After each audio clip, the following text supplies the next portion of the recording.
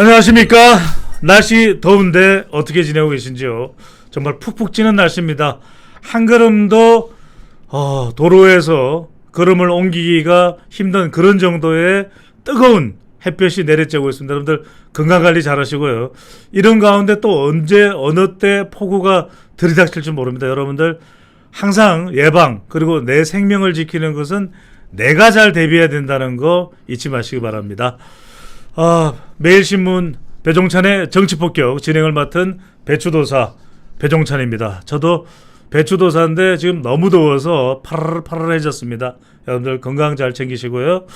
자, 지금 정치권은 긴박하게 돌아가고 있습니다. 강선우 전 후보자가 현역 불패를 깨고 낙마하긴 했지만 아직도 인사 논란은 끊이질 않고 있고요. 트럼프 대통령은 또 트럼프 행정부는 우리 협상단을 만나주지도 않고 대통령은 스코틀랜드로 러터닉 상무장관과 떠난다고 합니다. 어떻게 해야 될까요? 지금 상호관세도 정말 아찔아찔합니다. 일본은 타결이 됐고요. 자, 민주당 전당대회에 나선 두 후보는 지금 국민의힘을 어떻게든 소멸시키겠다. 서로 경쟁하듯이 달려들고 있습니다. 이 상황 어떻게 봐야 될까요? 국민의힘은 어디로 가야 됩니까? 이 모든 문제에 대해서 명쾌한 해석을 설명을 해주실 분을 어렵게 모셨습니다. 여러분들이 배종찬의 정치 본격에서 가장 사랑하는 패널, 가장 좋아하는 게스트, 대선 후보로도 나섰던 바로 그분입니다. 박찬종 변호사와 함께합니다. 요즘 날씨가 너무 더워서 우리 이 시청자분들도 박 변호사님이 건강 많이들 걱정하고 계십니다. 건강하셔야 된다. 박 변호사님이 버틸 수 있는 우리의 기둥이다, 힘이다 이렇게 얘기를 하시는데 건강 좀 어떠신지요? 감사합니다. 지금 요거 오후 4시가 조금 넘었는데 현재 서울 중심부 기온이 이게 예보되어 있는 게 37도예요. 그 내일은 1도씩 더 올라간답니다. 그래서 매일 신문 유튜브 시청자 여러분들도 건강에 특별히 조심하실 것을, 저도 여기 오는데 혼났어. 너무 더워가지고. 직접 찾아가서 촬영을 해야 되는데 이렇게 또 먼 길을 오시기 해서 죄송합니다. 아닙니다. 배종찬 대표의 초청을 받는 거 제가 굉장히 영광으로 생각해요. 감사합니다. 그래도 시청자 여러분들께 이 배종찬 대표가 어느 정도의 그 박식한가 하는 거 잘 모르는 분들이 계신데 정치 일반, 외교, 국방은 물론 경제 일반, 증권까지도 이게 아주 탁월하고 해박한 지식을 가졌다고 그래서 이거 배종찬 대표 초청에 제가 굉장히 감사하게 생각합니다. 변호사님, 변호사님 계속 하셔도 됩니다. 아니, 계속 하셔도 되는데, 알겠습니다. 자, 그래서 제가 미리 부탁드렸던 거는 아니고요. 자, 강선우 전 후보자는 낙마했습니다만 더 큰 불벼락입니까? 날벼락입니까? 최동석 인사혁신장을 둘러싼 일파만파 논란이 더 확대되고 있습니다. 이재명 대통령을 가리켜서 예수라고 이야기를 하고, 이재명 대통령은 정말 하늘이 낳은 지도자다. 그래서 5년이 아니라 20년을 해야 된다라고 이야기를 하고 있고, 지금 이재명 대통령 외에는 추미애 의원, 또 박원순 전 시장 고인이 된 고 박원순 시장에 대해서는 상당히 이 우쭈쭈 찬양을 하면서 문재인 대통령에게는 정말 제대로 되지 않은 지도자다. 또 강훈식 비서실장, 정말 우상호 정무수석에 대해서도 입에 차마 담지 못할 이야기를 하고 있습니다. 또 대장동에 대해서는 천재적인 수완이다. 성남시장일 때 엄청난 능력을 발휘한 것이다. 그것도 인사혁신처장입니다. 자, 한국은행에서 한 20여 년간 인사를 담당했던 인물로 알려져 있는데, 박 변호사님, 이 사람을 왜 임명했을까요? 굉장히 흥미있는 사람이라고 생각해요.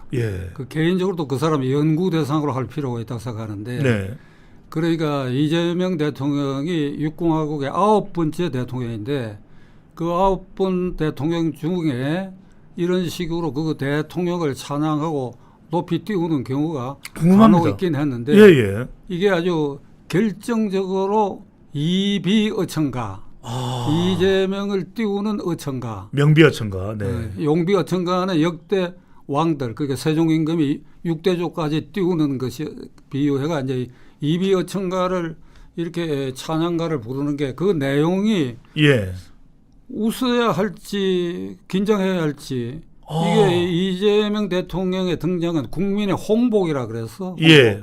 대장동 저기 사업은 그 5천억 이상 성남시장에게 이익을 환수한 아주 탁월한 행정이라 그랬고 예. 그다음에 지금 배 대표 말씀하신 대로 이런 분은 헌법을 개정해서 5년 임기가 너무 짧으니까 더 장기 집권하는 길이 있으면 그렇게 해야 된다. 이렇게까지 얘기를 했는데 이게 육공화국뿐 아니라 그 이전 우리가 정부 수립된 이후에 최고 지도자에 대해서 이런 찬양가가 들어 있어 왔는데 예. 그건 찬양한 사람, 용비어천가를 부른 사람 그리고 그 대상이 다 불행하게 됐다 하는 그걸 그 당사자들이 깨달아야 돼요. 네. 그러니까 육공화국에서 지나간 일에 이제 특정인 이름을 거명하는 거는 뭐 약간 그렇습니다만 사실관계니까. 네. 그 육공화국 시장은 노태우 대통령이거든. 노태우 대통령 초기부터 최고 실세가 박철원 장관이었어요. 기억납니다. 네. 네, 기억하죠? 네. 대통령 비서실에 아주 그 특보도 했고 체육청소년부 장관도 했고 예. 비례대표 의원도 하고 북한과의 밀사로 수십 번을 왕래를 했어요. 네, TK입니다. 네. 남북 정상회담을 촉구하겠어. 그래가지고 언론에 아주 주목하는 인물로 이렇게 황태자라 그랬죠. 네. 떴는데 K 대학의 어떤 정치학 교수가 공개적으로 그 박철원 장관을 띄우기를 떠오르는 태양이다. 그러니까 그 말은 노태우 대통령 다음은 박철원 대통령 시대다. 이걸 이제 암시하는 거죠. 떠오르는 태양이다. 이래갖고 상당히 빈축도 샀는데 결국 김영삼 대통령이 취임하고 몇 달 안 돼가 뇌물 사건으로 구속이 되고 또 그 말 했던 사람들도 흔적 없이 사라지고 그러니까 이런 일이 이제 있었다 하는 걸 최동석의 이비어천가에 빗대면 그의 행적에 따르는 어떤 역사적 책임도 따를 것이고 본의 아니게든지 또는 그것을 가지고 충성도로 간주해가지고 그를 요직 그게 아마 차관급은 되지요. 인사혁신처장입니다. 네. 처장이 차관급이잖아요. 그렇습니다. 그러니까 네. 그 자리를 그렇게 이비어천가를 부르기 때문에 만일 시켰다고 한다면 그걸 임명한 이 대통령에게도 그 말의 씨앗이 돼가지고 결국은 그 사람 말대로 5년 이상 집권하게 될지 그건 아무도 모르지요. 개헌을. 그러나 5년짜리 대통령으로서 임기 초에 이런 이비어천가를 자제하도록 못한 것에 대한 어떤 업보가 나는 생기리라 이제 이렇게 보고 조금 더 거슬러 올라가면 이승만 대통령 때 그 6.25 전쟁 중에 그게 그 국방장관이 신성모 장관입니다. 신성모 국방부 장관입니다. 그 사람이 6.25 나기 전에 뭐라고 얘기했는가 하니까 대통령 앞에서 각하의 분부만 있다면 우리 국군이 점심은 평양에서 먹고 저녁은 신의주에서 먹도록 하겠습니다. 이래 이제 뻥튀기 한 사람이거든. 그런데 이제 그 실제로 이제 전쟁이 일어났단 말이야. 그러니까 조병옥 그 당시 내무장관이 피난길의 내무장관이 됐어요.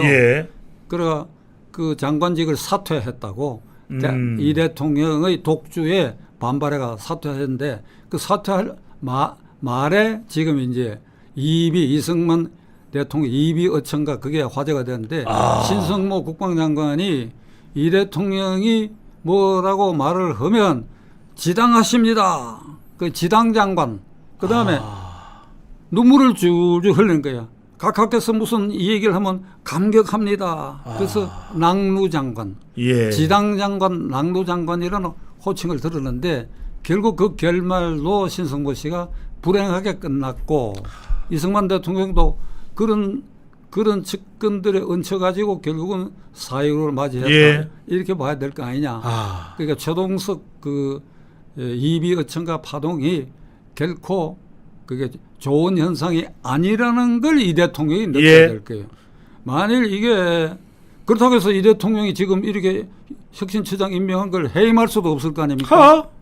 해임도 못하지. 아, 그렇잖아요. 그러니까 그게 아마 이 대통령도 자세히 들여다보면 사실 속으로 얹어놔야 됩니다. 예. 그럼 뭐 적당한 기회를 봐가지고 그를 뭐 좀 좋은 방법으로 물러서게 네. 하든지 그런 어떤 결말을 내야 할 것이다. 궁금한 점을 하나하나 좀 여쭤보겠습니다. 역사의 간신은 아첨꾼이고 역사의 충신은 쓴소리를 한다. 이 점을 강조해 주셨는데 이 최동석 인사혁신처장이 박 변호사님 유독 문재인 전 대통령을 계속 깝니다. 문재인 전 대통령을 계속 엿먹입니다. 그런데 이런 사람을 떡하니 인사혁신처장에 임명했다라는 것은 이재명 대통령의 속내가 문재인 싫다, 문재인 정말 지겹다 이런 의중을 포함하고 있다고 봐야 될까요? 지금 배 대표가 네. 이게 내가 여기 앉기 전에 그걸 얘기했다 그러면 그렇게 정리를 하는 게 좋겠건 충신과 간신. 예. 그러니까 이런 식으로 용비어천가 이비어천가를 부르는 자는 간신으로 보면 되지요. 예. 그 대신에 이제 충직한 말하고 거스른 말을 하는 사람은 충신으로 봐야 된다 이게. 그러니까 그 분류 따지면 이건 영락 없는 간신불에 들어가는데 그 다음에 이 사람이 이제 문재인 대통령에 대한 비방하는 말. 엄청 합니다. 그 다음에 뭐 우상호 또 강훈식, 누구 네. 그 다음에 임종석과 윤호중 뭐. 또 누구는 이게 야당을 말아먹었다. 예. 이제 이런 얘기를 하는데 역설적이게도 그가 비난하는 대상에 올린 그 비난 내용은 그럴듯해. 그럴듯해. 네. 그건 그렇게 해서 싸잡아갖고 때리는데 그건 그럴듯하게 들려. 뭐 민주당 말아먹었다라든지 그 다음에 또 누구는 무능력자라든지 예. 이런 말은 그 말의 적합성은 있는 것 같아. 네. 그러니까 그 부분이 이게 웃는 게 옳을지 모르겠는데 예. 그 부분은 옳은 말을 한 것 같고 다만 이비어천가의 그것이 역대 어떤 정권 아래서도 농도가 너무 짙다. 이게 부끄러워서 어떻게 그렇게 얘기할 수 있겠느냐. 예. 이제 이런 생각이 듭니다. 박 변호사님, 이 보통은 우리가 종교는 잘 안 끌어들입니다. 특별하게 그 종교에 문제가 있을 때는데 지금 현직 대통령을 이 최동석 인사혁신처장은 예수라고 했거든요. 이게 기독교에 미칠 파장은 어떻게 보시는지요? 그래서 네, 저는 영세받은 천주교 신자인데 네, 네, 그래서 예수를 함부로 어디에 비견할 수는 없지요. 네. 그것도 지나쳤다고 봅니다. 지나쳤다고 보고 그 기독교 신자, 개신교나 천주교 신자들에게는 그 못마땅한 말로 들릴 겁니다. 예. 또 하나가 이제 이거 하나만 여쭤보겠습니다. 강선우 후보자에 대해서 전 후보자죠. 최동석 혁신처장에게 물어봤습니다. 그랬더니 어떻게 생각하십니까? 그랬더니 자기는 TV나 신문을 안 보기 때문에 강선우 후보자에 대해서 모르겠다 이렇게 이야기를 했거든요. 이걸 어떻게 받아들이십니까? 근데 박 변호사님, 인사혁신처장 한국은행에서 20년 동안 인사 업무를 담당했던 사람이 TV도 안 보고 신문도 안 보고 지금 이재명 정부 소통을 강조하는 이재명 정부의 인사혁신처장을 하겠다라는 거, 그냥 강선우 후보자를 물어봤더니 꼬리를 내린 거라고 봐야 될까요? 그게 신문도 안 보고 텔레비도 집에 없다. 네. 그래서 그 파동의 내용을 모른다 이렇게 대답했는데 그렇겠습니다. 네. 실소 깔깔 웃는 것도 아니고 어라 혁신처장이 아니라 하더라도 그 고위공직에 오르는 사람이면 그게 자기도 청문회 대상이 아니라 하더라도 그걸 안 봤다고 하는 것은 그게 직무유기로 봐야 돼. 직무유기다. 그리고 이 바보야 바보. 그거 정말 안 봤다 그러면 바보야. 그 뭐 이런 바보를 인사를 다루는데 혁신처장을 앉았다. 혁신처장을 하려고 그러면 광범위한 정보도 수집해야 되고 예. 세평도 들어야 하고 그럴 거 아닙니까? 그런데 강선우가 적어도 한 열흘 동안 그 이슈가 돼 있었잖아요. 그런데 그것을 모른다고 하니까 그러니까 이 대통령 입장에서는 아까 말씀드린 것처럼 그 지나친 이비어천가에 그런 소리를 하는 사람을 혁신처장에 앉혔다. 이게 분명히 대통령의 실책이라고 봅니다. 네. 박 변호사님, 단독 직접적으로 여쭤보겠습니다. 만약에 박 변호사께서 인사권자라면 징계 해임 오늘 하시겠습니까? 최동석 인사혁신처장에 대해서 내일 하시겠습니까? 모레 하시겠습니까? 글쎄, 그러니까 이제 대통령이 나는 안 돼봤기 때문에 모르는데 역대 대통령들도 이렇게 보면 가까웠던 사람, 자기에게 충성을 바치는 사람 외형적으로 그걸 함부로 내치기가 어렵겠지요. 네. 이 정이 들은 부분도 있고 한데, 그런데 그 최동석과 이재명 대통령과의 관계를 나는 자세히 모르겠는데 대통령이 그런 걸 자세히 모르고 했다 그런다면 그건 분명히 본인의 실책이니까 아까 말씀드린 것처럼 어떤 적당한 기회에 물러 세우게 하는 것이 자기의 민심 지지도에 좋은 영향으로 반영되게 될 것이다. 뭐 그런 정도로 얘기하겠습니다. 네. 박 변호사님께서도 아무리 생각해도 최동석 인사는 모르겠다. 영문을 모르겠다라는 분석을 해주고 계십니다. 자, 이번에는 이재명 대통령을 옥죄어왔던 여러분들 이 재판을 기억하실 겁니다. 대선 직전만 하더라도 바로 뭡니까? 이 공직선거법 위반 혐의에 대한 재판이 있었고요. 유죄 취지로 파기 환송을 된 부분인데 정지가 됐습니다. 지금 그 외에 위정 교사와 관련된 부분도 중지, 대장동도 중지, 대북 송금도 중지. 자, 박 변호사님, 그런데 중지까지는 이해가 되는데 공소 취소의 움직임이 있다는 이야기는 뭡니까? 공소 취소 움직임이 아니라 구체적 작전에 돌입했다고 저는 봅니다. 그러니까 일반 국민들이 이 형사소송법 용어로 공소 취소 이게 좀 생경하게 느끼는 분도 많이 있고 그러니까 이게 다 뉴스에서 이렇게 주요 뉴스에서 재배되고 있는데 우리처럼 그 내용을 아는 사람 입장에서 보면 작전에 돌입했어요. 꼼꼼하게 좀 구체적으로 이야기해 주시면요. 그러니까 공소 취소 작전 돌입이라는 게 뭔가 하면 지금 말씀하신 이재명 대통령, 이재명 피고인에 대해서 5가지 사건의 12개 범죄 사실로 지금 재판을 받고 있는데 그 중에 1심 판결이 나고 2심에 계류되어 있는 게 2건입니다. 위정교사 사건 하나하고 2차 공직선거법 위반에 대법원에서 고등법원에 파기환송한 거, 요 2건만 고등법원에 계류되어 있고 나머지 대장동 게이트, 성남 FC, 그다음에 대북 송금 사건 등 일체는 1심에 계류되어 있거든요.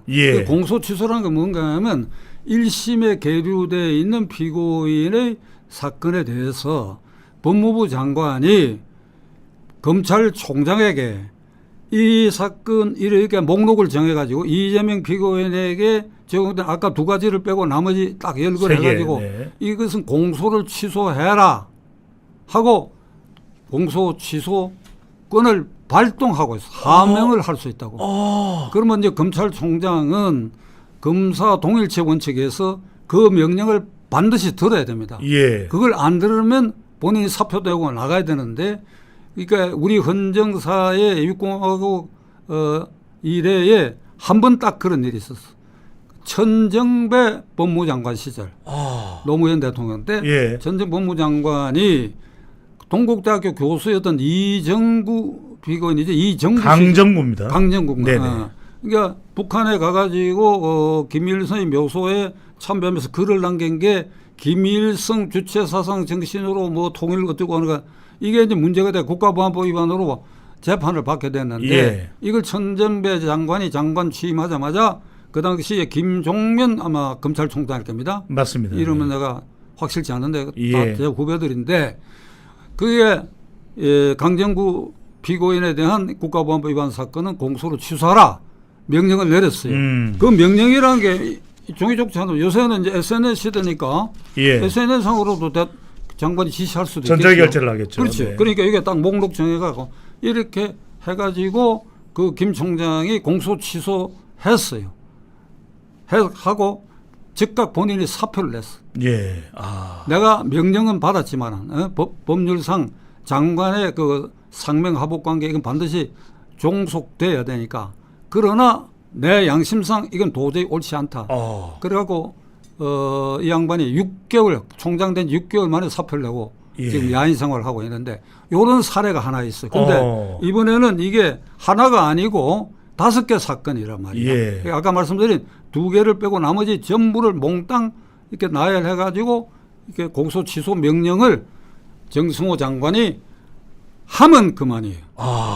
아니 내일이라도 이렇게 딱 써가지고 이렇게 검찰총장에게 넘기면 지금 총장이 부재 중이면 대리하는 사람에게 넘기면 그럼 반드시 즉각 그 밑에다 하명해가지고 예. 공소 취소 해버리면 어찌되냐 법원이 그 사건에 대해서는 공소기각 판결해버려요. 그러면 없었던 걸 일로 재판이 없어져 버리네. 재판 자체가 없어요. 그러니까 그 재판 연기에 골몰하고 또 뭐 현직 대통령에 대해서 대통령 되기 전에 계류돼 있던 형사 사건의 재판을 중단하는 무슨 특별법을 만들고 84조 생각할 필요도 없네요. 그러니까 그런 그 우려 없이 그냥 공소 취소를 해버리면 그걸로 그냥 깨끗이 정리되는데 그렇게 되면 2가지 위정조사 예. 사건 고등법원 공직선거법상 파기환송 고등법원 계류되어 있는 거는 이거는 남대. 다른 방법으로 네. 지금 법원을 완전히 주눅들게 해놨잖아요.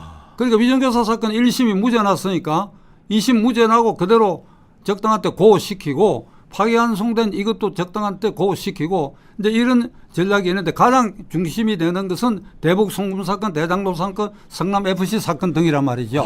그러면 정성호 장관의 그 말 언동이 어떻게 변해왔는가 하는 걸 시청자 여러분께 말씀드리겠습니다. 예. 법무장관 지명되기 한 일주일 전에 서울 모 대학의 세미나에 참석해가지고 이재명 대통령은 국민의 심판을 받아 대통령에 등극했기 때문에 그에게 씌워진 일체의 형사사건에 대해서는 공소 취소할 필요가 있다. 이래갖고 이게 화제가 됐지만 아까 말씀드린 공소 취소에 대한 개념이 일반에게 잘 안 알려지니까. 그러니까 우리는 별 관심도 안 기울였습니다. 그러니까. 그러고 나서 지명이 됐어. 지명이 돼가 이제 청문회가 열리잖아요. 예. 청문회 이제 하루 하는데 오전에 국민의힘당의 의원들이 질문을 했어. 정 후보자는 이 대통령에 대한 형사 사건에 대해서 공소 취소 가능성을 얘기를 했는데 예. 그게 현실화할 수 있느냐 하고 물었더니 대답을 어떻게 했는가 하니까 그것은 현재로서는 형평성과 공정성의 의심을 받기 때문에 고려하지 않는다 이렇게 대답을 했단 말이야. 예. 근데 오후에 속개된 청문회에서는 법사위원장으로 새로 된 민주당 의원이 묻기를 이 공소 취소에 대해서 어떻게 할 것이냐 물으니까 새로운 증거가 나오고 이 검찰의 기소가 잘 못됐다는 합당한 증거들이 나오면 그것이 누구라도 공소 취소를 검토할 수 있다. 한 발 물러섰어. 한 발 물러섰어. 예. 그러니까 아침과 점심 거쳐서 오후 그 사이에 추정컨대 저 대통령실에서 침이 내려. 대통령실에서 원내대표를 통하거나 이렇게 지침이 나는 내려갔다고 봅니다. 왜 그런가? 그 다음 날 예. 이례적으로 법무장관 정책보좌관을 정무수석실 선임 행정관으로 있는 뭐 김모 내 이름 기억 못하겠는데 이 사람은 변호사로서 대장동 사건과 성남 FC 사건 그리고 대북 송금 사건의 담당 변호사야. 그것을 정무수석비서실 선임 행정관으로 한 달 지냈는데 이거를 청문회가 끝난 바로 다음 날 법무부에 법무장관 정책보좌관 19개 부처에 장관 보좌관이 있다 하는 거 내가 지금 못 들어봤는데 있습니다. 정책보좌관이 있습니다. 나 못 들어봤어요. 네. 그런데 이례적으로 그래서 꽂아버렸네요. 꽂았는데 제 해석으로는 정성호 씨가 민주당 의원 가운데 친명 의원이지만은 비교적 상식적으로 행동한다. 예. 이렇게 분류가 돼가 차기 국회의장감이다. 이러다가 이제 법무장관 지명대가 대통령실에서 보니까 엉뚱한 말을 하니까 그 파수꾼 그리고 감시인원으로 안전장치를. 안전장치로 아. 정책보좌관으로 그 변호인 출신 변호사를 그러니까 정무수석실에 선임 행정가로 한 달 있던 사람을 이렇게 자리를 옮겼다. 아. 그러니까 이제 이렇게 하고 다음으로 이제 공소취소 분위기를 예. 이제 이 법무장관 후반부에서 말한 것처럼 새로운 정황이나 증거가 들려면 그것이 누구든지 간에 고려할 수 있다 하는 요 말을 뒷받침하기 위해서 민주당은 지금 어떻게 나오느냐. 검찰의 조작 사건 규명 태스크 포스. 그러니까 검찰이 조작으로 기소한 사건에 대한 진상 규명 TF팀을 만드는 거예요. 예. 그래서 거기에서 제일 먼저 한 게 이게 김용 사건 이거 조작된 것이다. 이화영 사건 조작된 것이다. 여기다 이재명 피고인하고 관계가 있는 거거든. 예. 이화영 피고인의 대북 송금 사건은 그게 공범이거든. 이재명 피고인하고. 그렇죠. 요건 그때 이화영 사건에 붙여서 기소가 안 되고 따로 때가 지금 기소되어 있는 거 그게 공판이 연기되어 있다 이 말이에요. 그렇습니다. 그러니까 이화영 사건이 조작됐다고 하면 그 사건에 예, 이재명 피고인이 따로 기소된 그것도 조작된 사건이 되겠죠. 예. 그래가지고 그 담당 변호사를 태스크포스 팀에서 그러니까 대책팀이라고 합시다. 대책팀에서 불러가 진술을 정치하고 있어 진술을. 이러이러한 이유로 이건 조작된 것이다. 그 다음에 그와 병행해갖고 성남 FC 사건은 이제 네이버라든지 그다음 두산그룹에서 엄청난 기부금을 주고 후원금을 줬다. 그래 그거 네. 갖고 두산그룹은 그게 이제 병원을 지었다. 땅에 대해서 네. 용도 건물을 받고 지었다. 이제 네. 그래가 이걸 제3자 뇌물죄로 기소가 돼 있는데 네. 그 이재명 피고인 외에 성남 FC 운영 실무자하고 거기에 기부받는 성남시청 담당 공무원 이렇게 공범으로 기소가 돼 있는데 이 운영자하고 성남시청 공무원이 그저께 기자회견을 해갖고 이 사건도 조작됐다 이랬단 말이야. 그러니까 이게 바람잡이를 하는 거예요. 바람잡이를 하고 그 다음에 박찬대 의원이 원내대표진이라고 지금 후보 경선에 나가 있는데 예. 이게 이 드론 사령부 사령관 김용대 사령관입니다. 김용대 사령관입니다. 그러니까 김용대 육군소장을 네. 이제 구속영장을 청구했잖아요. 이건 뭐 오늘 시간 관계상 시청자 여러분들께 설명 안 드리겠습니다. 네. 이건 말이 안 되는 소리야. 말이 안 되는 소리야. 황당무계한 짓을 지금 이게 내란 특검에서 이게 조사를 하고 있는데 잠깐 영장 기각됐단 말이야. 예. 그러니까 박찬대 민주당 후보 경선에 나온 전 원내대표가 뭐라 그러는가 하면 판사 처벌법을 만들어야 되겠다.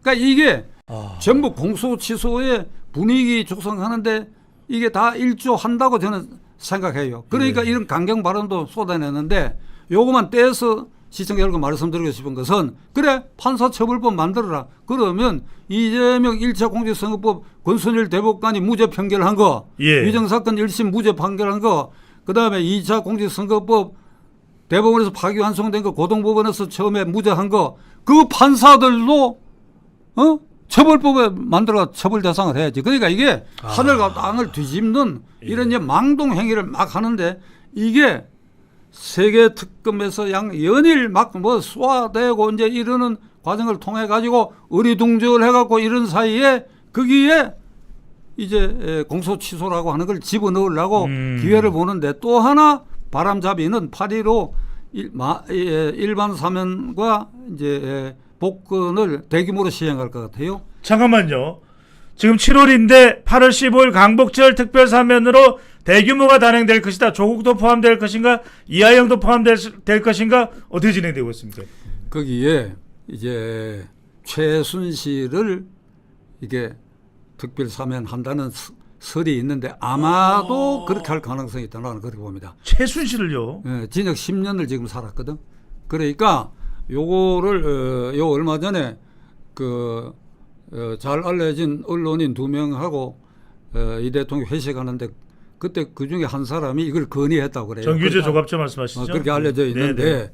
이게 이제 10년 징역을 살았으니까 이 국민 통합의 견지에서 박근혜 대통령도 5년 만에 나오고 그래서 풀어야 될 거 아니냐. 요런 어떤 여론이 일부 있을 거예요.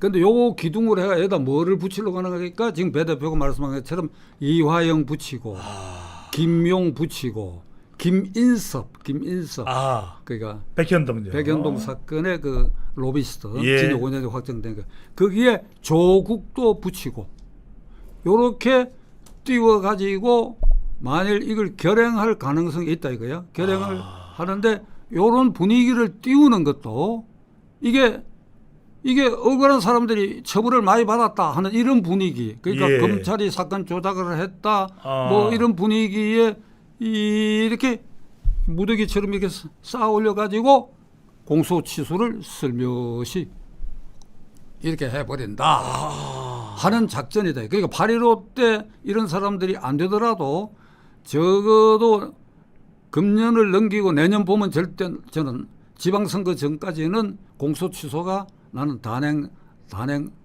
되리라고 봐요.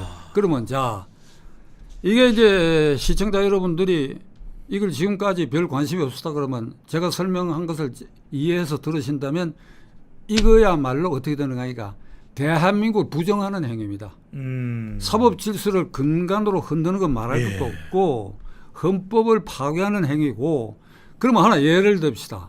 이렇게 되면 공소 취소를 하게 되면 그리고 이화영 같은 사람을 7년 8개월짜리를 사면하게 되는 이런 일련의 사태가 복합적으로 이렇게 진행이 된다고 한다면 지금 전국 교도소에 하루 수용되어 있는 수감자가 47개 교도소에서 한 4만 명 내외가 될 겁니다.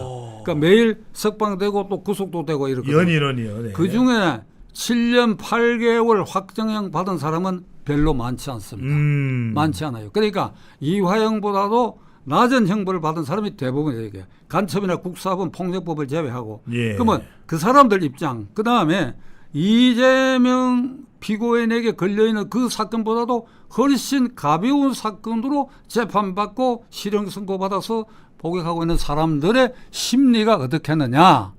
이게 나라냐 이게 사법부냐 이게 법무부 장관이 할 일이냐 거기에 걸터 올라앉은 대통령이 기껏 이런 걸 하는 일이냐 이런 반발 심리가 있을 뿐 아니라 기왕에 이제 이화영을 기준으로 또는 이재명 피고인의 그 사건을 기준으로 봐 그보다도 훨씬 가볍고 미달되는 사건으로 형을 복역하고 나온 사람들 그러니까 지금 자유롭게 된 사람들 엄청 많을 거 아니에요. 그 사람들 생각할 때 우리 본전 내 나라 나도 억울하게 당했다. 그러면 이게 전 국민에게 이런 확산 분위기를 주게 되면 이거 나라가 아니에요. 나라의 통째로 헌법 질서를 파괴하는 결과에 도달하고 말 것이다. 그래서 저는 그걸 굉장히 우려해요. 그리고 이걸 도모하려고 하는 정성호 장관과 이재명 대통령께 내가 충고를 하나 하려고 합니다. 지난 6월 3일 대통령 선거일 날 투표 마치고 나온 유권자들에게 출구 조사를 한 게 있어. 맞습니다. 그때 이제 누구누구를 지지하느냐 하는 조사 끝에 이재명 후보가 대통령 당선되면 계류 중인 사건의 재판을 진행해야 하느냐 안 하느냐 물었더니 중요한 질문이었습니다. 64%가 진행해야 된다. 민주당 지지자들 거예요. 이재명을 찍은 사람 가운데도 40%. 그러니까 64%의 이 민심이 있다 하는 걸 정승호 장관과 이재명 대통령은 이걸 명심해야 된다. 이걸 그러니까 이걸 더티 플레이 하지 마라. 그러니까 이걸 한국말로 하면 어떻게 돼? 추잡한 행동하지 마라. 페어 플레이를 해라. 페어 플레이 해라. 공명정대하게 해라. 법에 따라서 해라. 이게 공소 취소가 될 말이냐? 이게 제 올 결론입니다. 민심은 천심입니다. 국민들의 여론을 외면하는 정치는 결코 국민들이 받아들일 수 없을런지 모릅니다.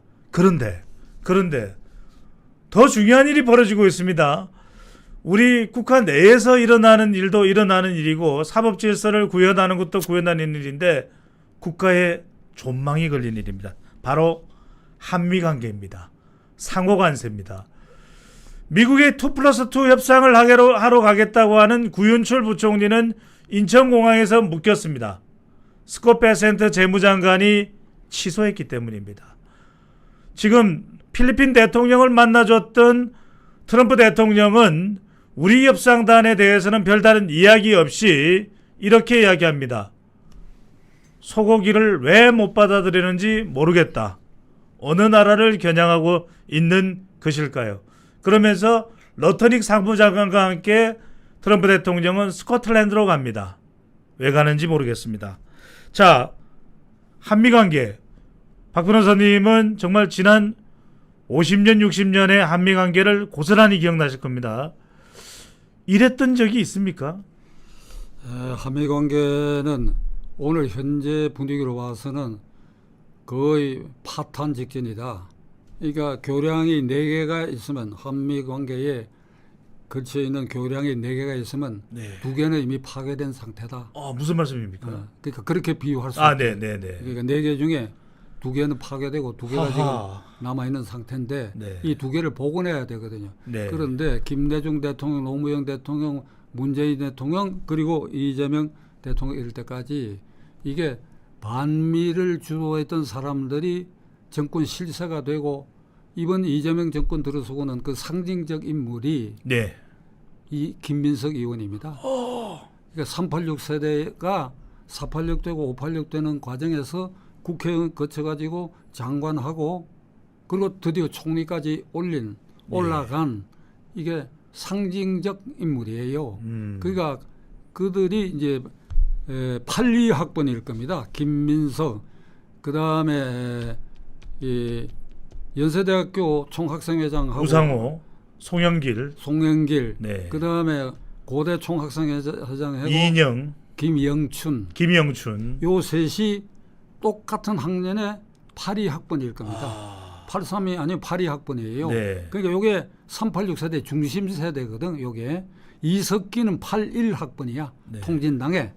요런데 그때 전부 학생 집회에 반정부 집회를 주도했다 그래가지고 3명이 다 구속됐는데 나머지도 많지만 요 3명을 추가해서 설명을 하면 구호가 이겁니다. 반독재 민주화, 예. 반미 자주화. 요 반미 자주화를 붙인 이유는 5.18 때 광주의 공수특전단이 거기에 투입된 거는 주한 미군 사령관의 양해가 있었기 때문이 아니냐. 그 진상은 나는 잘 모르겠어. 그래서 이거 미국이 옳지 못하다. 그러니까 이제 반미 구호를 내사가 주장을 했는데 네. 그때 우리 기성세대의 입장에서 보면 이렇습니다. 전두환 정권이 지금 역사적으로 평가할 때 경제적으로 잘한 일도 많이 있죠. 그러나 5.18로 정권을 잡고 군사 쿠데타하고 그리고 뭐 삼천교육대 언론 탄압하고 하니까 그러니까 그 정권에 대해서 이 국민 가운데 아무도 반발하지 않고 말이야. KBS도 저녁 9시가 되면 땡 하고 9시 딱 되면 아나운서가 전두환 대통령은 여기 시작됐거든. 네. 그러니까 이런 분위기에서 아무도 말 안 하더라. 그러니까 김수환 추기경은 목소리를 냈지요. 그런데 학원마저 애들이 전부 이 도서관에 박혀 있고 숨소리도 안 나더라. 이러면 이 또 나라가 또 이게 치욕이야. 자유민주주의 국가를 지향한다고 하면. 그러니까 반독재 민주화 반미 자주화를 부르진 거 그건 그런 대로 애교도 있고 그러니까 저항적 몸을 이 행태를 보임으로써 이 정권에 대한 어떤 민주화 저지를 스톱시키는 그런 효과도 거둘 수 있지 않겠느냐. 예. 이제 이런 게 있어요. 그런데 그 뒤에 이 사람들 주력들이 어떻게 했는가 하니까 여기에는 이제 우상호, 임종석까지 그 뒤에 여기 다 붙어지는 세대입니다. 그런데 반미 자주화, 반독재 민주화 이걸로 우리가 훈장을 받았다 이게야. 감옥에. 근데 그게 전부 단기형이야. 1년 미치지 못하는 형을 받고 나와가지고 이걸 무기화해갖고 어디에 이걸 세일을 했는가 하니까 김대중 정권이야. 예. 김대중 대통령이 민주화운동을 했다 그러니까 이거 민주투사로 받아들인 거예요. 그 다음부터 노무현 대통령 그리고 이제 문재인 대통령 거치면서 이게 반미 레텔이 훈장이 내가 보기에 2개인데 2개. 반미 자주화와 반독재 투쟁 이게 2개인데 반미 자주화는 지웠으면 좋겠는데 이게 맥혀 들어간다 이 말이야. 이걸 또 지지하는 이게 정서가 일부 있잖아요. 예. 그러니까 말을 못 바꾸는 거예요. 말을. 그러니까 이 중에 통진당의 극자 세력, 이석기 세력 등은 이게 반미 자주화라 하는 거는 그거는 내실이 그래. 가슴 속까지, 심장까지 그건 반미다. 반미. 예. 그러니까 평화 통일 전쟁을 위해서 북한이 휴전선을 넘어오면 우리는 뭘 했느냐? 미군 저유수 폭파하고 해화동 이게 전자센터 폭파하고 이런 거 모의하다가 걸려들었잖아요. 그래서 통진당 해산을 당했는데 네. 그런 사람을 빼고 저는 김민석 의원까지도 성영길, 김영춘 그리고 임용석까지도 이게 이 두 개를 훈장으로 해갖고 오늘날 이렇게 자기들이 영화를 누리고 거기에는 이제 이인영도 들어가지 통일부 장관도 하고 그러니까 이제 그게 굉장히 많아요. 그것도 직계들도 또 있고 그런데 이 훈장이 두 개인데 하나는 지워야 되는데 못 지우는 겁니다. 그러니까 그러면 어찌 되느냐? 제가 오늘 이 자리에서 시청자 여러분들에게 이 사람들의 반미는 직업이다. 직업. 직업.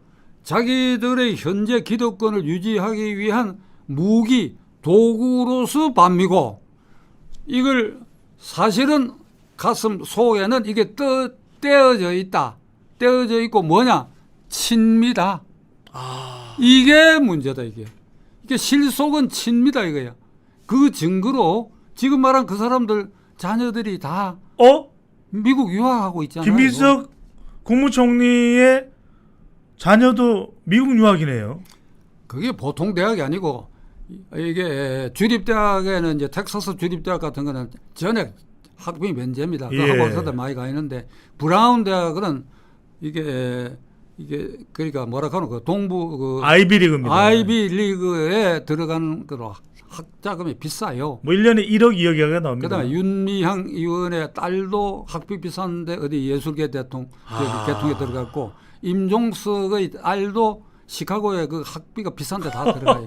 그러니까 제가 그렇게 반미를 외치지 않았습니까? 반미는 직업이고 자기들 기득권 유지를 위한 방편이고 실속은 친미다. 이게 친미.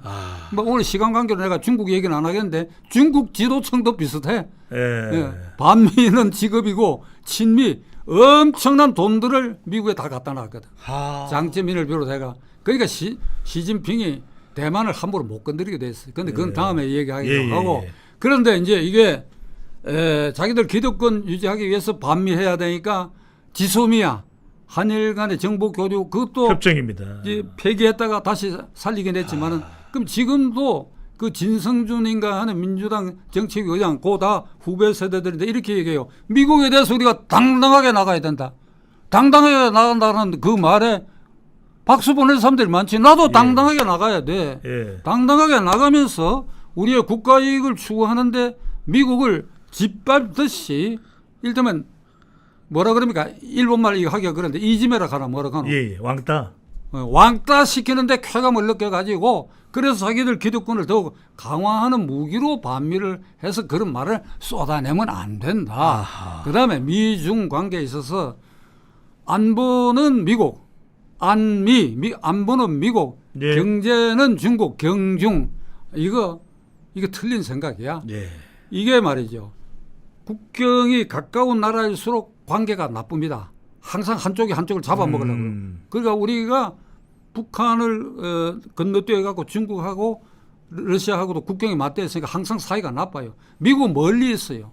그 미국은 한국에 대한 영토 야욕이 없는 겁니다. 그리고 미중 패권 전쟁을 하지만 중국은 이미 끝났어. 미국의 그 큰 힘에 다 굴복됐어. 그럼 우리 입장은 어떤 것이냐?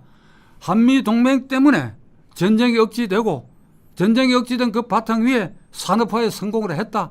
그리고 그 결과로 386 세대도 태어났다. 그 386 세대가 학원에 있을 때 훈장 2개 중에 하나를 반미 자주화 부르짖어가 이걸 가지고 직업화 해갖고 다 이렇게 실제로는 친미를 하고 돈도 갖다 놨지 않겠어요? 돈도 하다못해 학비라 그래가 넉넉하게 보낼 수도 있는 것이고 그러니까 뭐 여러 설이 있는데 잠깐 자관 그러니까 이게 말이지 우리가 그 어릴 때 시골에 가가지고 그 이게 쥐불놀이 하는 거 있잖아요. 지불놀이입니다. 그러니까 이게 이 친구들이 하는 이 반미 지금 겉으로 드러내가 요게 재미를 붙이는 것을 나는 쥐불놀이에 비교를 해. 쥐불놀이. 그러니까 쥐불놀이 하다가 산을 태울 수가 있어. 예. 그 내가 그런 경험을 갖고 있는데 초가상간 태울 수 초가상간 있습니다. 태울 쥐불놀이 때문에 애들 쥐불놀이 때문에 그러니까 거기에 이제는 대강 좀 해라. 그리고 미국과 중국 사이 요거 한마디만 덧붙일게요. 예. 우리가 중국의 수출 의존도가 높다 이러지 않아요? No, 그렇지 않아요. 우리의 소부장, 소재 부품 장비를 중국에 수출해가 중국이 그것을 원재료로 해가 제품을 만들어가 미국에 보내니까 결국 중국 이름으로 미국에 수출되는 것의 50% 이상이 메이드 인 코리아야. 그러니까 중국 의존도가 경제적인 면에서도 그렇다. 그리고 지금 중국의 정정이라는 게 뭐 시진핑의 권력이 저 장기 집권을 무리하게 하는 바람에 위태롭고 이런데 무슨 9월 3일 전성절에 이 대통령이 가는 걸 뭐 검토하고 있다 망설인다 이런 뉴스가 나오면 안 돼요. 우리가 왜 한일 합방을 당했느냐. 이게 민비 정권이지 고종 정권이 실제로 민비 정권이 이게 국제 이게 질서. 이게 그레이트 게임을 이해를 못한 데서 비롯된 거야. 러시아에 마지막 의존했는데 이게 청 러시아 전쟁에서 러시아가 참패했잖아요. 집니다. 그거를 붙들고 있었다 이 말이에요. 러시아를. 예. 결국 그 러시아와 일본과의 전쟁에서 일본이 승리함으로써 그걸로 한일 합방이 된 것이지. 그걸로 청일전선에서 져서 청나라가 한반도 조선은 너희들을 먹으라 했고 그다음에 러시아도 먹으라 하니까 이게 그냥 먹게 돼 있는 거 아니에요. 예. 그러니까 이게 국제 정세를 잘 보고 어떤 편에 서야 되느냐. 이게 국가 이익을 위해서는 강한 편에 서야지. 강한 편에. 네. 그래도 미국이 어찌됐든 간에 자유민주 체제를 우리하고 공유할 수 있지 않느냐 이 말이야. 예. 두 가지만 더 여쭤봅니다. 지금 그래서 빨리 이 협상에 신경을 써야 되는데 필리핀 대통령은 미국으로 바로 날아갔습니다. 그래서 1%를 줄여서 19%로 상호관세를 협상을 했습니다. 일본은 재정경제상이 계속 미국에 머무르면서 여러 차례 10번도 넘게 미국과 만나서 마지막에 5,500억 달러를 투자한다고 하면서 15% 그리고 자동차 품목관세는 12.5%로 타결을 받습니다. 구윤출 부총리는 공항에서 떠나지를 못했습니다. 이재명 대통령은 이 상호관세 대응 관련 주제 회의를 이 강훈식 비서실장이 주재하고 미리 예고를 했던 모임이었기 때문에 한 번 또 취소했기 때문에 부산으로 내려가서 해수부 이전과 관련된 타운홀 미팅을 가졌습니다.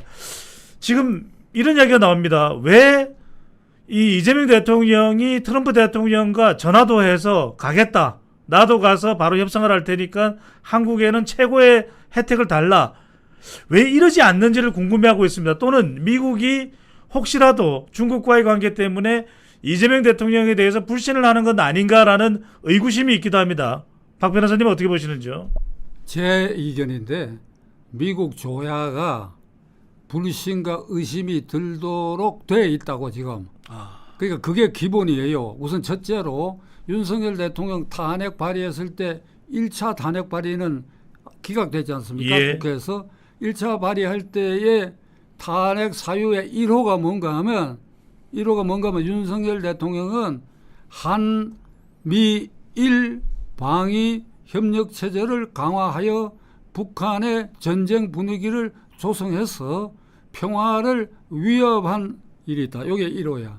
이게 말도 안 되는 소리거든. 그 두 번째 탄핵 발의할 때는 이걸 지웠어요. 예. 그거 첫째. 그 다음에 이재명 대통령이 후보 시절부터 해온 말 있잖아요. 대만과 중국 간의 충돌이 있을 때 쎄쎄하면 된다는 그런 말. 예. 그 다음에 미군은 점령군이고 소련군은 해방군이라고 한 말. 그 다음에 민주당 관계자들이 지금 아까 말한 그 386 세대들이 수시로 미국에 이렇게 이게 이지매란 말 대신에 뭐라 그랬죠? 아까 왕따, 패싱. 왕따 네네. 시키는데 어떤 쾌감을 느끼는 이런 말들을 이제 계속 쏟아내고 예. 또 작아 보이지만은 특사로 김종인 씨를 지명을 했잖아요. 그런데 김종인 씨가 트럼프 정권 말기에 뭐라고 얘기하냐면 이 사람은 광인이다, 미친 사람이다. 그러니까 절대로 이제 정치에서 완전히 퇴출됐다 이런 말을 했단 말이에요. 예. 그러면 여기 우리나라도 마찬가지지만 우리나라도 미국의 대사관에 가 있고 거기에는 국정원 직원도 나가 있고 그런데 이 미국의 정보대기라는 거 우리 상상을 뛰어넘어요. 예. 이게 전부 여기 서울에서 다 취합해가지고 보고가 되겠네요. 국무성, 국방성 그리고 백악관으로 이게 다 알려진다고. 그러니까 이거 이재명 대통령 그리고 나토도 안 왔단 말이야. 나토도. 예. 그러니까 그게 캐나다에서 G7 국가의 참여국으로 초청받아 갔는데 그거는 트럼프 대통령 일정 때문에 그게 정상화돼 불발됐다 하더라도 네. 거기에도 안 갔고 전성절에 참석하느냐 안 하느냐 이러니까 미국이 볼 때 이거 얘들 상대로 그러니까 아까 말한 이 한미 관계에 4개의 터널이 있다고 한다면 2개는 이미 망가진 상태다. 네. 그리고 이걸 복원해야 되는데 지금 배 대표가 지적한 것처럼 어제 그저께인가 강훈식 비서실장이 총리는 안 부르고 국무조정실 그다음에 부총리 그다음에 통상장관 그리고 민주당 정책위 관계자 불러가 그 주제로 한미 통상관계를 논의를 했다. 네. 이런 것도 미국이 다 보고 있다고. 이게 도대체 이게 성의가 없다 이거야. 이거 우리 약 올리는 거 아니냐 이거지. 그러니까 그럼 부산을 안 갔어야지. 그럼 국민들에게 지금 이 이재명 정권은 이 내용을 어느 정도 파악하고 있는 국민들에게는 굉장히 불안한 겁니다. 이 한미 관계가. 그러면 부산에 일정이 있었는데도 이걸 취소하고 이 회의를 주재했다 그러면 이런 국민들에게도 다소 안도감을 줄 뿐 아니라 예. 미국이 볼 때도 이거 뭔가 노력하고 하는 신호가 될 텐데 아예 그런 거 무시해버렸다. 그러니까 아예 어려운 쪽으로 지금 자꾸 빠져들어가고 있다. 한 가지만 더 여쭤보겠습니다. 지금 방위비 결국 소방입니다. 지금 이야기 전해지고 있는 바에 따르면 협상과 관련된 중요한 내용은 소고기. 미국은 이렇게 이야기를 합니다. 30개월 미만만 수입? 어느 나라가 그렇게 하느냐? 러시아하고 벨라루스만 그렇게 합니다. 러시아, 벨라루스 지금 뭐 미국하고 주요 교역 대상도 아닙니다. 한국은 왜 30개월 미만만 2008년 강우병 때문이냐 또 그 이야기 하느냐? 빨리 개방해라. 그리고 방위비 왜 최소 30억 달러라고 이야기하는데 4조 2천억이라고 이야기했는데 1조 5천억 계속 고집하는 이유가 뭐냐? 이거 왜 이러느냐? 전시작전권 돌려달라는 이야기하고 있고 가져가야 된다는 이야기하고 있고 자 소고기와 방위비가 최대 협상 이 지금 협상의 주요 쟁점이 되고 있다는 이야기가 전해지고 있습니다. 박 변호사님 소고기 방위비 어떻게 해야 될까요? 그게 한미 정상이 서로 신뢰를 쌓고 이러면 금액도 낮출 수 있는 것이고 쇠고기 문제도 해결의 길이 나는 있다고 봅니다. 그리고 방위비 문제도 이게 쾌감을 느끼듯이 그냥 반미에 근거해서 막 주변에서 미국을 두들려 패는 이런 인상이 있기 때문에 미국을 자꾸 자극하는 것 같아요. 그러니까 미국의 입장은 이게 EU 연합국이 29개국인데 그 나라가 GDP의 국민 총생산의 5%까지 절하는데 지금 우리가 2% 남짓될 거예요. 그렇습니다. 예를 들자면 그러니까 이 주한미군의 존재가 이게 그냥 있는 게 아니다 이게 전쟁 억지력에 대한민국의 안전을 보장해주는 현 단계로서는 아니 중국이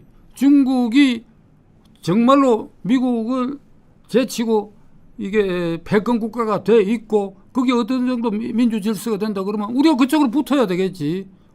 근데 그게 아니다 이거야. 그러면 주한미군의 이 주도는 한국 안보와 한국 경제를 지켜주는 안전판이다 이거야. 그러면 우리가 2%에서 양보할 수 있는 수준이 있으면 좀 양보하고 하는데 가장 근본적인 것은 아까 말씀드린 4개의 채널 가운데 2개가 망가졌는데 이걸 복구하는 거는 이재명 대통령 자신이 나서가지고 트럼프 대통령하고 담판하면서 그의 진심이 대통령이 된 이후의 진심이 뭐라 하는 걸 그걸 보여야 된다고 하는 것이 첫째 문제 해결의 키다. 저는 이렇게 얘기하려고 합니다. 네. 소고기는 어떨까요?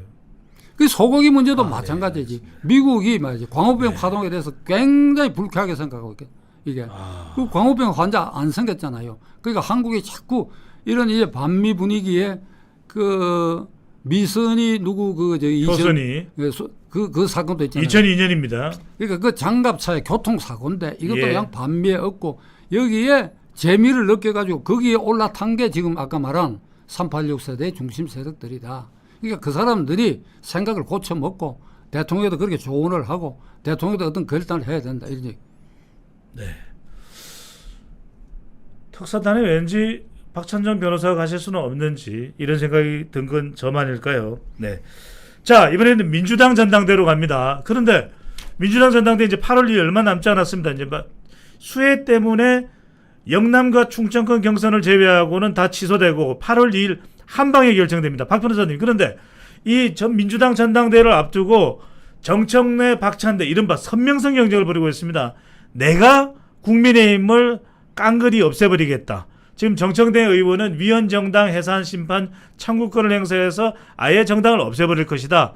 지금 박찬대 의원은 내란 특별법을 통해서 보조금 싹 없앨 것이다. 그리고 45명에 대해서 바로 대통령 탄핵 반대에 나섰던 저지를 했던 윤석열 전 대통령 체포영장에 대해서 저지 시도를 했던 45명에 대해서 국회의원 제명 촉구 결의안을 내겠다. 어떤 현상으로 봐야 될까요? 이 두 사람이 정청래, 박찬대가 이게 강경 노선을 자꾸 확대해 가다 보니까 거의 꼭지점에 완전히 헌정 질서과 헌법 질서를 파괴하는 얘기와 법안들을 내는 단계에 이르렀다. 이게 아마 개딸들을 비롯한 강경파들의 그 표심을 의식한 것 같은데 네. 우선 세 가지 그 한번 따져보겠어요. 정청래 의원이 위헌 정당 해산 청구를 지금 헌법은 정부 그러니까 대통령만이 제소하도록 되어 있는 거를 예. 국회의 의결로 이게 해산 제소 청구를 할 수 있도록 국회 의결이라 그러면 과반수 찬성으로 하니까 여대 야소입니다. 3분의 2가 아니죠. 민주당으로 충분하거든. 그러니까 그런 법안을 지금 내놨다고. 이건 위헌이야. 위헌. 헌법을 개정하기 이전에 국회 의결로 정당 해산 제소를 한다고 하는 것은 위헌이야. 네. 헌법 8조에는 정부만이 하도록 돼 있어요. 아. 딱 그렇게 돼 있어요. 예, 헌법 8조에 정당의 목적 조직 활동이 민주적이어야 하며 국민의 정치 의사를 수렴할 필요한 조직이어야 한다. 만일 정당이 이 원칙을 어겼을 때는 대통령, 정부는 이 정당이 헌법을 위반한 존재로 보고 헌법재판소에 해산 청구를 할 수 있다. 이렇게 돼 있다. 그 청구권이 정부와 대통령. 예. 그러니까 대통령에게만 있는 거예요. 이거를 국회 의결로 하겠다 하는 건 그건 원천적으로 위헌이다. 그걸 우리 시청자들이 똑바로 아셔야 되라고 생각합니다. 그다음에 박찬대가 내란 특검법을 만들어 가지고 내란 수괴 혐의를 받는 자의 형이 확정되면 그 정당의 그 사람이 그러니까 이건 윤석열을 겨냥한 건데 예. 재임한 기간 동안에 지급된 정당 보조금을 전부 환수한다. 그러니까 이 국민의힘당에 있는 당사도 다 날려버리겠다는 것인데 네. 이것도 위헌이야. 이것도 위헌이야.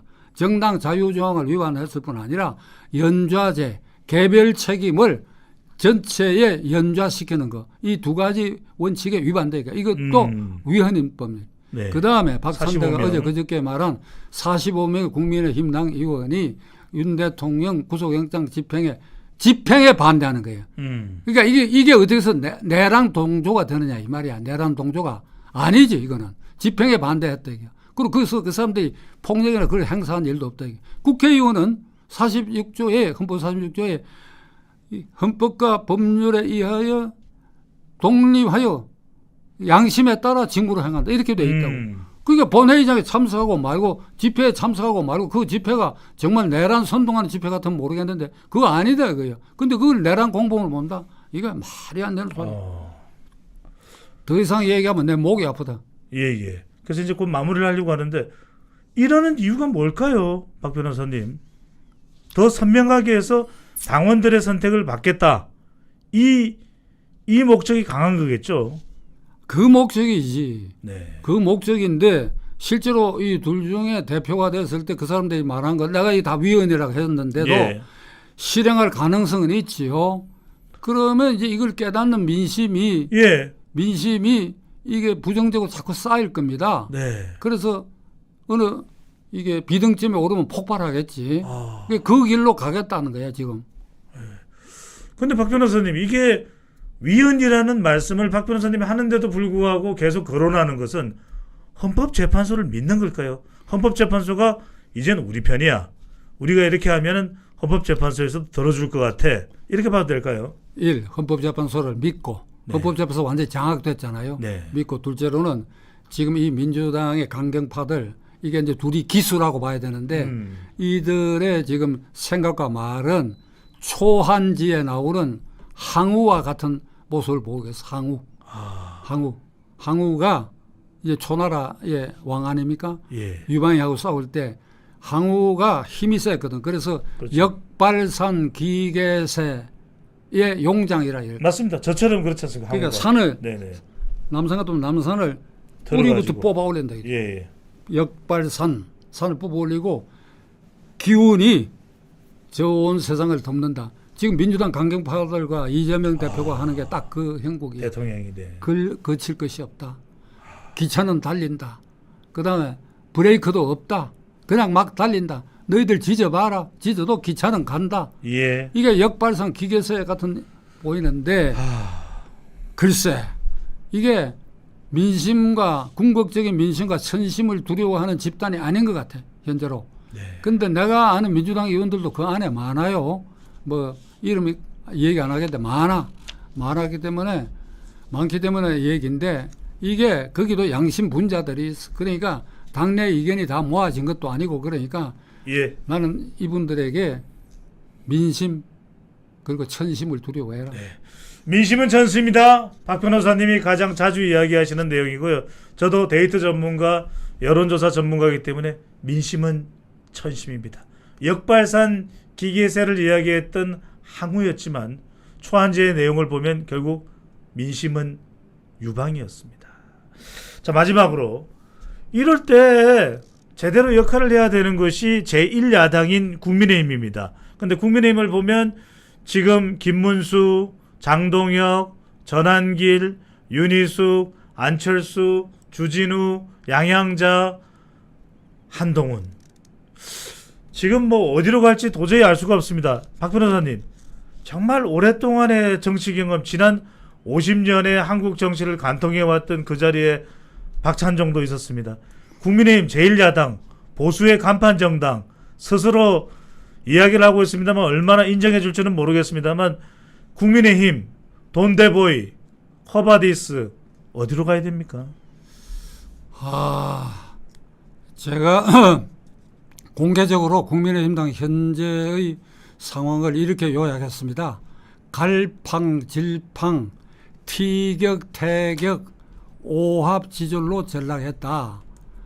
그러니까 이번 전당대회를 통해서 누구를 뽑아 세우든 기본적으로 그 당 전체가 대오로 뭉치는 하나의 생각으로 귀일되지 않으면 누가 대표가 되더라도 이건 또 갈팡질팡 상태에 빠지고 내년 6월의 지방선거도 결국은 패배하게 되고 최동석이가 말한 대로 영구 집권의 기회를 줄지도 모른다 하는 우려를 하는데 제가 민주당 107명의 국회의원과 핵심 당직자 국민의힘이 107명입니다. 책임 당원들에게 드리고 싶은 말은 이겁니다. 국민의힘 12월 3일에 계엄이 선포됐지요. 네.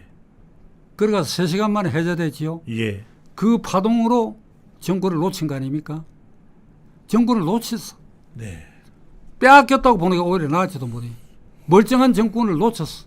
왜 멀쩡한 정권을 놓쳤다고 얘기하는 거니까 12월 2일 현재로 이재명 대표와 민주당의 처지가 어떠했느냐.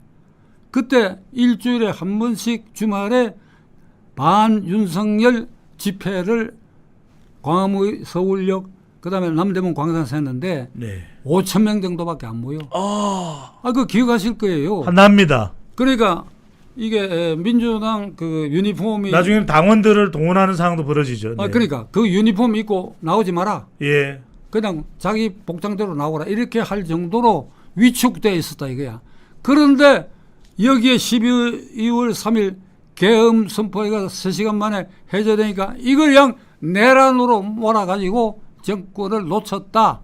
나는 뺏겼다고 봐요. 네. 그러면 12월 2일 현재와 12월 3일에 그 하루 차이에서 오는 상황이 정권을 놓친 거라면 정권을 놓친 것에 대해서 누군가 책임을 져야 될 거 아니냐 이 말이야. 어? 그 안에 뭐 이런 거 친윤이다 비윤이다 친한이다 비한이다 이게 문제가 아니고 정당의 존립 목적은 정권을 획득하는 것이고 획득한 정권을 그 대통령 임기까지 지켜줄 의무가 있다 이거야. 예. 그게. 그러니까 윤석열 대통령이 임기 절반을 조금 넘긴 시점에 이게 정권을 뺏겼다 놓쳤다 그런다면 이것에 대해서 누군가 책임을 져야 될 거 아니냐 이 말이야. 그러니까 그 책임은 복잡하게 할 것 없다 이게요. 윤석열 대통령을 포함해서 107명 국회의원과 거기에 책임 있는 당직자 전원이 국민들에게 연대 책임을 져야 된다 이게 연대 책임. 정권을 놓쳐놓고 어떻게 국회를 빳빳이 들고 당내 파벌 경쟁을 또 하고 그다음에 내년 지방선거에 공천권 획득을 노려가지고 기득권을 유지하려고 그래. 이게 말이 안 된다 이게. 아까 그 민주당에 대해서도 민심 천심 이 얘기를 했기 때문에 예. 지금 국민의힘 당은 정확한 민심도 모르고 천심도 거슬리고 있어. 제일 중요한 게 책임이야. 네. 집단으로 국민들에게 사죄해야 돼. 뭐를 12월 2일 현재로 정권을 놓칠 수 없게 된 걸 12월 3일 이후에 놓쳤으니까 그 책임을 져야지. 당무감사위의 발표처럼 권영세냐 이양수냐가 아니라 107명 전원이 우리는 책임을 지고 모든 우리가 가지고 있는 권한을 다 내려놓겠다 이래야 된다는 말씀이신 거죠. 그래야지요. 네. 그래야지요. 그래야지요. 그러니까 그 뭐 씨는 누구 어게인 이런 건데 그거 다 민심을 모르고 하는 소리예요. 네. 그러니까 집단적으로 아니 그렇잖아요. 정권을 놓친 사람들끼리 그 내부에서 티격태격하고 갈팡질팡 하면 어떻게 하느냐 이 말이야. 크게 봐야지 크게. 그렇잖아요. 네. 그러니까 김문수 후보가 조금 주목을 받는데 그런 점에서 크게 책임지려고 하는 그런 모습을 보이는 것 같은데 뭐 그것도 지켜봐야 되겠지. 예. 예. 책임을 져야 된다. 자, 끝으로 박 변호사님 요즘에 참 망연자실 정말 낙담을 이어가고 있는 국민분들이 참 많습니다. 이럴 때 참 좀 힘을 내고 기운을 내려면 그래도 대한민국이 희망은 있는 나라지 않겠습니까? 아무리 이렇게 지도력이 무너졌다고 해도 박 변호사님 우리 더운 날씨에 또 폭우가 내릴 때는 큰 피해를 입은 우리 국민들에게 어떤 희망을 그래도 좀 가지면 될지 좀 한 말씀 간청드립니다. 이게 국민소득의 정치학자들 의견입니다. 예.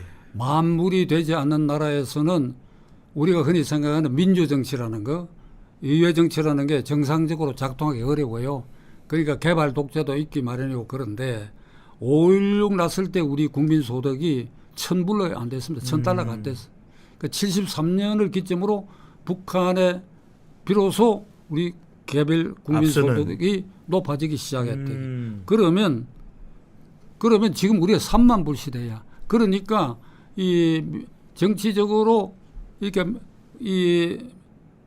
정치 평론가나 정치에 참여하고 있는 현실 정치인들은 이걸 민감하게 상망을 이걸 보고 하지만은 일반 국민들은 속내로는 이거 절대로 용납할 수 없는 일인데 하고 4.19 때처럼 거리에 안 쏟아져 나옵니다. 네. 그렇지 않습니까? 그 당시에는 소득도 낮고 대학생들 취직의 길도 막혀 있고 그러니까 부패에 대해서 부정행위에 대해서 격발되는 거예요. 그러니까 그때 4.19의 그 학생들의 이게 시위가 폭발했던 그 상황을 지금 그대로 현재 상황 대입해 보면 지금 학생들이 뛰어나와도 젊은 사람들이 물리적으로 육체적으로 저항을 해도 여러 번을 했을 상황이야. 이게 어디 나라냐 이 말이야. 그러니까 이게 그걸 기대할 수는 없다고. 그러면 요즘 SNS 시대다 이게. 네. 그걸 통해서 107명 국회의원들이 꾸준히 싸워야 돼. 집단적으로. 그리고 지금 45명의 제명 권고 결의안이지만은 이런 걸 내고 이게 공소 취소 작업이 돌입되고 하는 이 상황 아래서 한미 관계도 나빠지고 있는 이 상황 아래서 107명 국회의원들이 지금 어디로 숨어버렸는지 모르겠어. 하다못해 국회 로텐다 홀에서 단식도 하고 해야 될 거 아니냐 이 말이야. 그리고 광장에 집회가 있으면 그거 가서 소리 지르고 해야 될 거 아니냐 이거야. 있으나 마나하다 이게 뭐 하는 거냐 이거. 세비나 타먹는 이게 비릉뱅이 신세로 전락한 것이냐 하는 소리가 나온다 이거야.